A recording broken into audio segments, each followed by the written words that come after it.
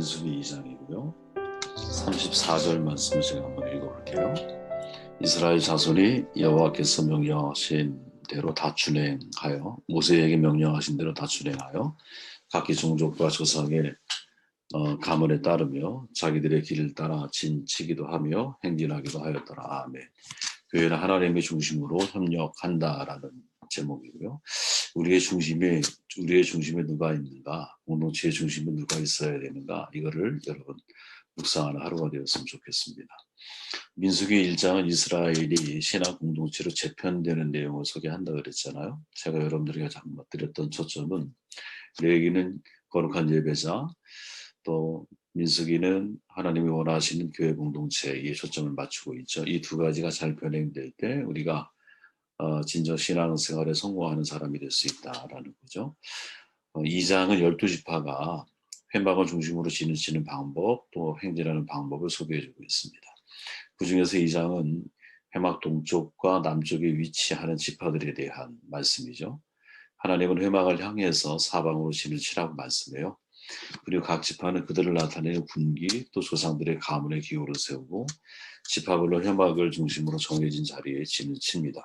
또한 행진할 때도 하나님께서 순서 없이 행진하게 한 게 아니라 정해진 순서가 있어요. 그 순서를 따라 광야의 길을 걸어가게 만들었다는 거죠. 회막을 중심으로 진을 치게 하는 과정, 또 행진하게 하는 과정, 이 전체가 우리에게 전해지는 교훈이 뭘까? 이 질문을 가지고 말씀을 묵상합니다. 2절 말씀을 제가 한번 읽어보면 이스라엘 자손은 각각 자기의 진영의 군기와 자기의 조상의 가문의 기호 곁에 진을 치되 회막을 향하여 사방으로 쳐라, 이렇게 말씀하죠. 교회는 친분 관계로 조직되어져야 한다는 거죠. 친분 관계로 먼저 만들어지는 게 중요하다는 겁니다. 12지파가 4개의 진으로 구성이 되잖아요. 이 4개의 사진형으로 나눌 때의 기준이 뭐냐? 자기 조상의 가문이 기준이라는 거예요. 12지파의 족장인 12족장은 모두 야곱의 아들들이죠.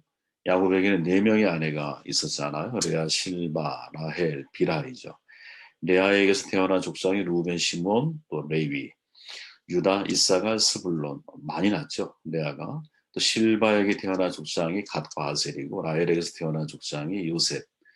요셉은 나중에 이제 애굽에서 못 나오니 에브라임 그 두 아들 에브라임과 므낫세가 레이가 빠지면서 이제 여기에 뭐랄까요? 새로 합류하게 되죠.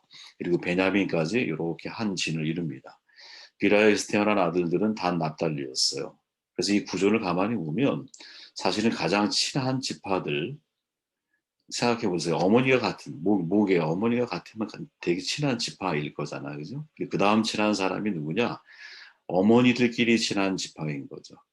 그러니까 쉽게 말하면 실바는 레아의 몸종이었고 비라는 라의 몸종이었잖아요. 그러니까 처음에는 제일 중요한 건 엄마의 지파, 그 다음은 엄마가 친한 지파들끼리 이렇게 연결을 짓고 있다라는 거죠. 다시 말해 쉽게 말하면 혈통적으로 친한 지파들끼리 진영을 배치시켰다라는 거예요. 이유가 뭘까? 유기적인 결속을 강화하기 위함인 거죠. 왜? 이제 우리가 함께 더불어 살아가다 보면 사실은 어떤 그 공동체가 공통점이 없을 때는 공동점을 만들기 위해서 오랜 시간이 걸리잖아요. 여기 제가 올려드린 그림을 한번 이렇게 보시면 보이십니까? 이게 지금 현재 이 회막을 중심으로 해서 이스라엘 12지파가 진을 형성해 나아가는 것인데 보면 여기 이제 레아의 아들까지 포함해서 이렇게 나오죠. 레아의 아들들. 그리고 여기 갓, 루벤, 시몬 이렇게 연결이 됐다라는 거예요. 그래서 이게 사실은 혈통적으로 다 연결이 되어져 있는 구조라는 거죠. 그림을 이렇게 보시면 금방 여러분들이 이해가 되실 겁니다. 저는 교회 공동체가 마찬가지라고 보는 겁니다. 보통 교회는 우리가 서로 친한 사람들끼리만 지내지 말고 친하지 않은 사람들과 친해져야 되지 않겠습니까? 이렇게 요구하거든요. 맞는 말이에요. 근데 현실적으로 이것은 그리 간단하게 우리가 사실은 생각할 문제는 아니거든요. 기본적으로는 제 개인적인 생각에는 친한 사람들끼리 먼저 모여야 한다고 봐요. 다만 그들이 공동체 전체를 위하는 마음을 가지고 있으면 된다라는 거죠. 쉽게 말하면 타인에 대한 수용력이 있는 친한 사람들이라는 거예요. 이해되십니까? 친한 사람들끼리 모여야 되는데 이 사람들이 어떤 마음을 가지고 있어야 되느냐, 어떠한 사람이 우리에게 하나님이 보내신다 할지라도 그들에 대한 수용력을 가지고 있는 사람들이어야 한다라는 거지. 이게 세상의 모임과 교회 모임의 아주 본질적인 차이일 수 있어요. 친한 사람들끼리 혈통적으로 지파 진을 구성을 하되 타인에 대한 수용력을 가지고 있는 공동체가 되기를 희망하고 계신다라는 거죠. 실제로 있었던 일이죠. 6.25 전쟁 때 중국군이 밀려 내려왔잖아요.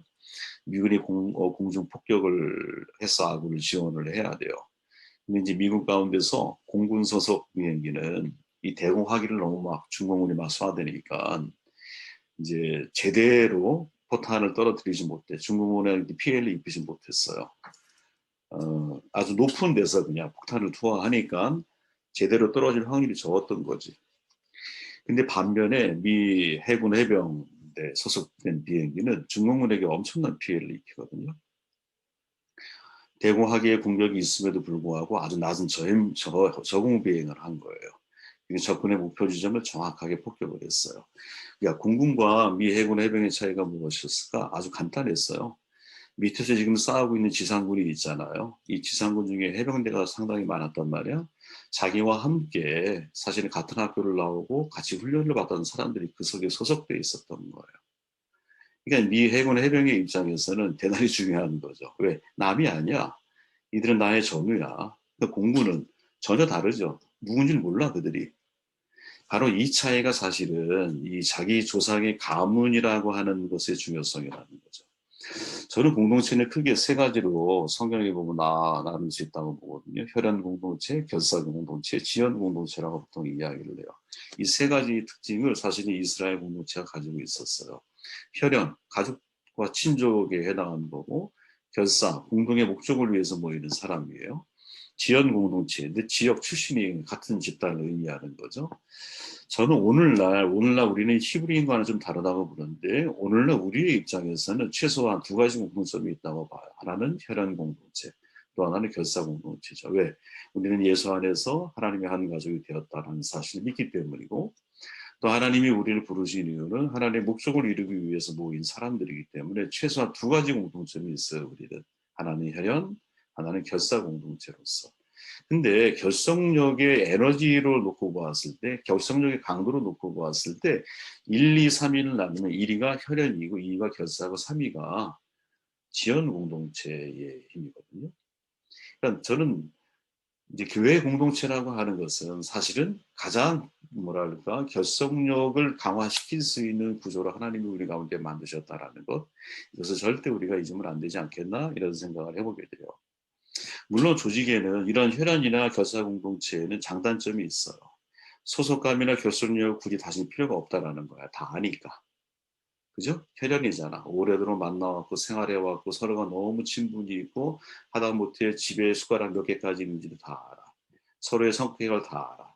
그러니까 서로가 하나 되기 위해서 거쳐야 할 과정을 이미 많이 거쳐왔기 때문에 이들에게 있어서는 거기에 에너지를 낭비할 필요가 없어요. 근데 문제는 뭐냐? 단점은 뭐냐? 이게 집단적인 이기주의의 함정에 빠질 수 있다라는 거죠. 우리주의의 함정이 뭐예요? 우리 의식은 늘 가져야 되는데 이 우리 의식이 지나치게 되면 이게 집단적인 이기주의가 될 수 있거든요. 또 하나의. 그렇게 항상 처음에 제가 말씀드렸듯이 장점을 잘 살려야 되는데 장점을 잘 살리려면 어떻게 해야 돼?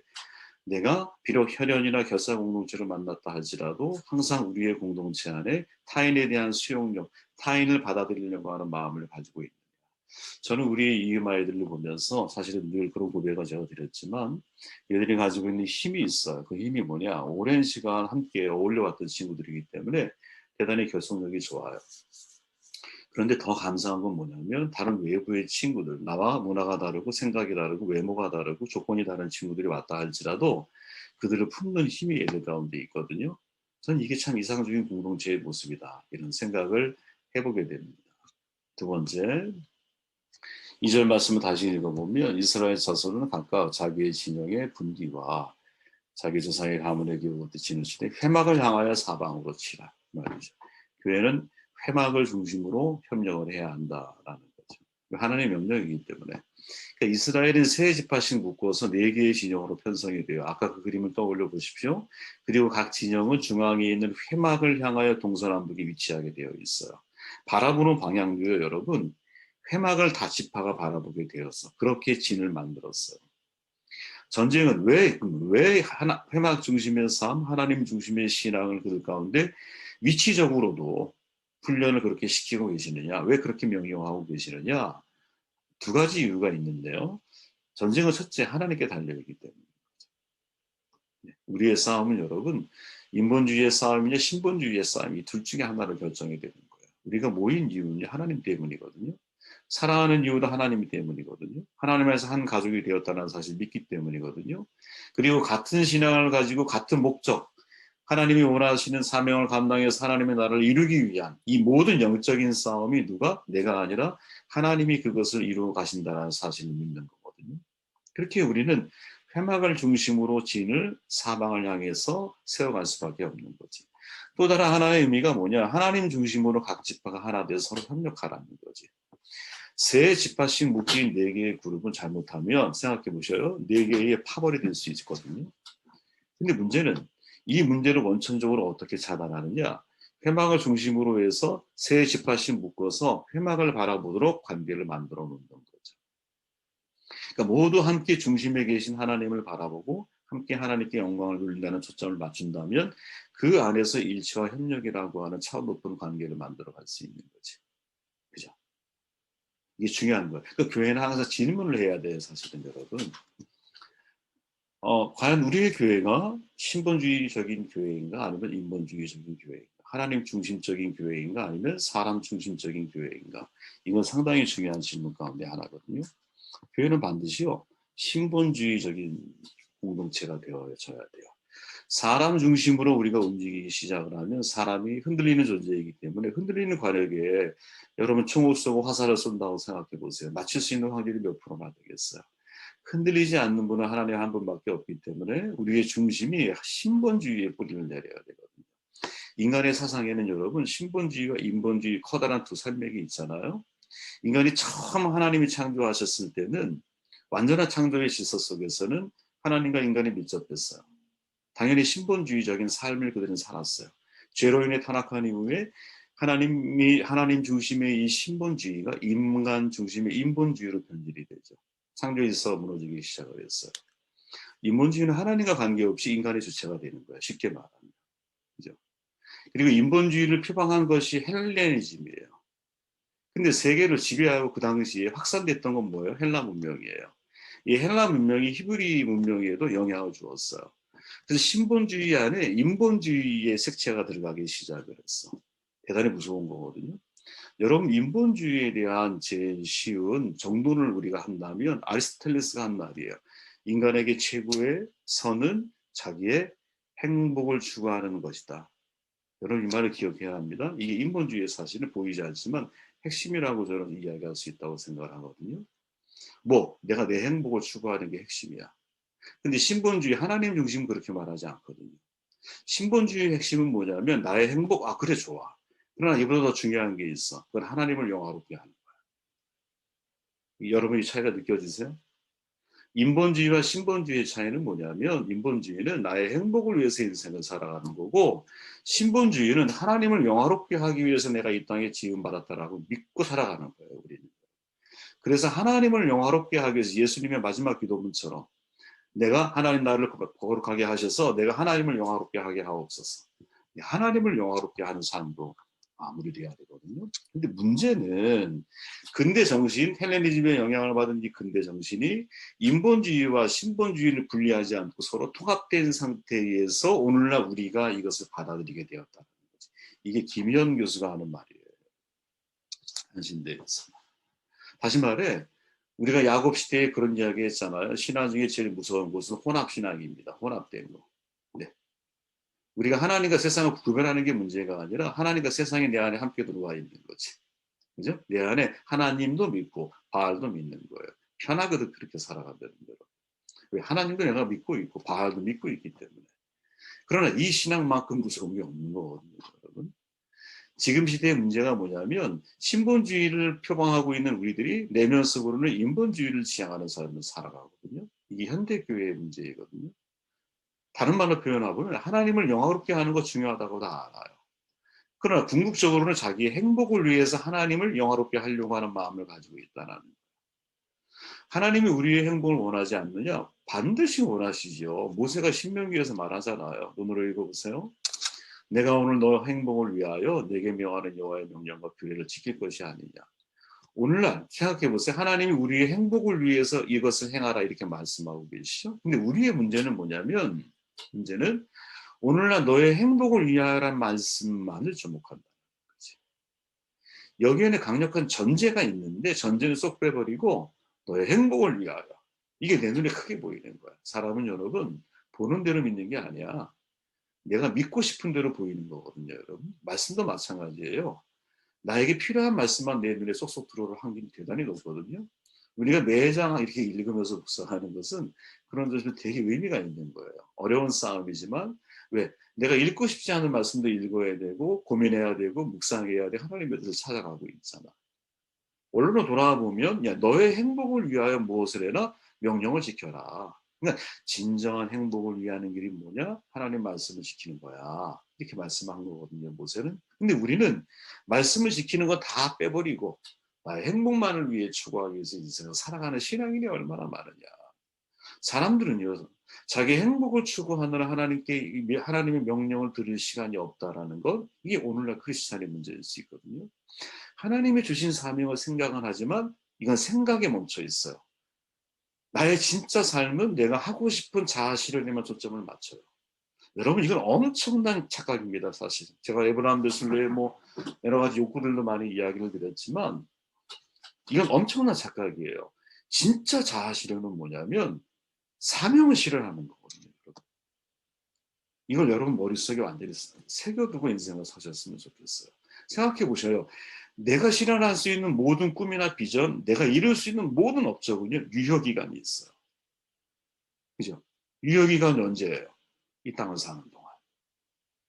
이 땅을 내가 떠나게 되면 여러분, 내가 이루었던 모든 꿈과 비전과 나의 자아 실현에 대한 모든 결과들이 아무도 기억하지 않아요. 여러분 올림픽 두 번째 열렸을 때 예를 들어 금메달리스트, 수영 금메달리스트가 누군지 아세요? 아무도 기억 안 해줘. 우리가 할 수 있는 최고는요, 결국 야 하나님이 내게 주신 사명을 실현하는 게 자아를 실현하는 거구나. 여러분 이 믿음이 우리 가운데 있다면 얼마나 여러분들 좋은 삶의 마무리를 해갈 수 있을까. 마지막 말씀 읽고 말씀 정돈해 볼게요. 34절. 이스라엘 자손이 여호와께서 모세에게 명령하신 대로 다 준행하여 그 안에 자기 역할로 하나가 되어야 한다는 거죠. 하나님이 이스라엘 백성이 하나 돼서 질서 있게 광야 생활을 할 것을 가르치세요. 그리고 이스라엘 백성은 그 가르침 명령하신 대로 다 준행했다. 이렇게 성경이 말하고 있죠. 하나님은 각 지파의 그 명령의 내용이 뭐냐? 각 지파의 위치를 다 정해준 거야. 그러니까 정해진 자리에 있어. 광야를 지날 때도 순서가 있어요, 여러분. 어떤 지파, 그리고 가운데 레위, 그 다음 지파, 그 다음 지파. 이렇게 순서가 딱 나눠져 있어요. 그러니까 서로 연합해서 흩어지지 않고 질서 있게 행진도 해야만 해요. 광야 생활을 하나님이 혼자 통과하게 만들지 않으셨어요. 함께 행동하게 하셨어요. 저는 우리 인생도 마찬가지라고 봐요. 왜 교회 공동체를 우리 가운데 허락하셨느냐? 인생은 광야와 같잖아요, 여러분. 혼자 우리가 살아갈 수 없어요. 마라톤이잖아요. 멀리 가려면 함께 가야 돼요. 서로 도와야 돼요. 서로 힘이 돼줘야 돼요. 그래서 하나님이 우리에게 공동체에 만나게 하시고 서로가 힘들 때 나 혼자 내가 병들면 누가 나를 치료해줘? 내가 쓰러지면 누가 나를 일으켜줘? 그죠? 나와 함께하고 있는 또 다른 공동체가 나를 일으켜줘야 되잖아. 이 공동체성이 매우 중요한 거죠. 그렇게 개인주의나 개교회주의, 혼자 있는 것이 편해져 가는 습관은 반드시 우리가 지양을 해야 돼요. 여러분. 그리고 하나님이 만드신 이 명령 속에 보면 언제나 질서가 있죠. 질서가. 지파가 나눠져 있는 질서, 지파를 구성하는 질서, 그리고 행진할 때의 모든 어떤 이동 방식이나 이동 내용에 대한 정확한 질서. 하나님은 분쟁의 하나님이 아니에요. 화평과 질서의 하나님이에요. 그죠? 그래서 혼돈, 카오스 속에서 무엇 코스모스를 만들어내신 분이 누구? 하나님이세요. 매우 중요한 교훈이 있죠. 그게 뭐예요? 야, 하나님이 정해진 우리의 자리와 위치, 그 위치에서 내 역할을 제대로 잘 감당할 때, 야, 이게 진짜 하나 될 수 있는 거고. 그죠? 여러분, 저는 모든 분들이 각자의 영역이 있고 역할이 있다고 생각을 해요. 이건 하나님의 창조의 질서입니다. 하나님 피조물을 지으실 때 각자 위치와 역할을 다 정해뒀잖아요. 물과 땅은 경계가 있어요. 물고기는 하늘에서 날 수가 없어요. 공중에서 바다에서 날 수도 없어요. 자기 영역이 있어요. 태양과 달, 지구 각자의 위치를 지키면서 움직이는 거예요. 자기의 경계를 지키고 자기 역할을 잘 감당해야 돼요. 그것을 거부하면 질서가 깨지는 거예요. 그러니까 마귀가 하는 일은 뭐냐면 여러분, 위치와 역할을 이탈하게 하는 거예요. 인간이 인간의 위치에 있어야 되는데 하나님의 위치에 자꾸 세우려고 해요. 그렇죠? 남자와 여자가 자기 역할이 있는데 이 역할을 들썩고 놓으려고 그래요. 여러분, 우리가 먹고 있는 음식 가운데서 생명공학, 옛날에 누구죠? 윤충효 전도사님이 저희 우리 아이들 생명공학 하는데 오셨을 때 그런 이야기를 해요. 우리는 잘 모르고 있지만 유전자 변형으로 인하여 만들어진 모든 야채에 대해서는 굉장히 조심해서 먹어야 된대요. 예. 그게 우리 안에 상당히 나쁜 피해를 준다는 거예요. 실제적으로 연구를 해보면. 근데 우리가 뭐가 유전자 변형이 됐는지 뭐 알아야 말이지. 그죠? 알아야 그것을 좀 분리해서 먹죠. 그러니까 이런 모든 것들을 보면 사실은 창조의 원리, 질서의 원리를 거스르고 있는 거죠. 산은 거기 있어야 돼요. 나무는 자리를 지켜줘야 돼요. 아버지, 어머니, 자기 자리가 있어요. 그 자리를 지켜내지 못하면 가정이 다 깨지는 거야. 그죠? 가정이 흔들리는 거야. 그렇게 본래 하나님이 나에게 정해주신 위치와 역할, 그 자리를 알고 그 자리에서 내가 최선을 다한다는 거. 그러면 이거는 교회 공동체가 하나 되는 데 있어서 정말 중요한 일이죠. 팔이 여기 있잖아요, 여러분. 예. 그죠? 이쪽에 팔이 이렇게 있잖아. 어느 날 발이, 야, 너 거기보다 여기가 좀 나을 것 같지 않아? 그래서 한쪽 발을 떼어다가 여기다가 붙였다고 한번 생각을 해보세요, 여러분. 그러면 오른손과 왼발이 되겠지, 그죠? 그거 좀 이상하잖아. 이렇다는 거야. 목회자는 목회자의 위치가 있고요. 장로님은 장로님의 위치가 있어요. 그래서 목회자는 성경 속에서 목회자가 해야 할 사명과 역할에 대해서 다 찾아봐야 돼요. 그리고 그 역할의 자리에 내 자신을 세워야 돼요. 장로님도 마찬가지시죠. 디도서나 이런 데 보면 감독이 장로거든요. 장로가 해야 할 역할이 뭔지에 대해서 다 말씀을 찾아서 그 자리에 나를 자꾸 맞춰가야 돼요. 그 역할의 자리에 나를 세워가야 돼요. 집사님 마찬가지예요. 집사님 일해야 한다. 목회 서신이나 이런 데 보면 다 나오잖아요. 그 내용이 내 자리와 위치의 역할이 무엇인지를 알고 거기에 나를 맞춰가야 돼요. 그래야 그 역할을 제대로 감당할 때 교회가 하나됨을 이루어갈 수 있는 것이고 교회 행진을 할 때 온전한 행진을 이루어갈 수 있는 거지. 세 가지 말씀을 드렸습니다, 여러분. 교회 공동체가 어떻게 해야 하는가. 뭐 하나만 기억하시면 될 것 같아요. 회막을 향하여 사방으로 진을 쳐라. 이 한마디 속에 모든 게 담겨 있습니다. 교회는 신분주의여야 됩니다. 하나님 중심이어야 돼요. 사람 중심이 되면 안 돼요. 하나님 중심으로 서로가 각자의 역할을 잘 감당하는 교회가 되어야 될 거예요. 그죠? 지파를, 조직, 진을 만들 때는 친한 사람을 중심으로 만드는 게 맞아요. 그러니까 이 친한 사람은 어떤 사람? 타인에 대한 수용성이 훈련되고 준비되어진 사람들이 되어야 합니다. 그래야 공동체가 건강해질 수 있어요. 이러한 복된 교회, 공동체를 갖고 가는 우리가 되시기를 주의 이름으로 축원을 드리고요.